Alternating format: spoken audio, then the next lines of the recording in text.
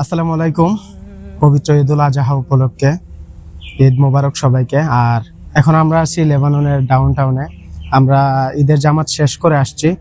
লেবাননের কেন্দ্রীয় জামে মসজিদ রফিক আল আমিন হারিরি মসজিদে আমরা ঈদের জামাত শেষ করছি।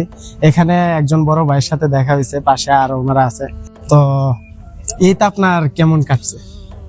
আলহামদুলিল্লাহ ঈদ কাটছে আলহামদুলিল্লাহ ভালো। প্রবাসী জীবন কিভাবে ঈদ কাটে, যারা প্রবাসী আছে এরাই জানে যে ঈদ কেমন কাটে। আলহামদুলিল্লাহ আল্লাহ যেভাবে কাটাইছে আলহামদুলিল্লাহ ভালো কাটিয়েছে। তো আজকে কি ছুটি আপনার? আজকে ছুটি নেই, তারপর আজকে একদিনের জন্য ছুটি দিয়েছে, আবার আল্লাহ বাঁচালে আগামীকাল থেকে ডিউটি চালু হবে। তো পরিবার ছাড়া দূর প্রবাসে ঈদ করতেছেন, পরিবার মিস করেন না?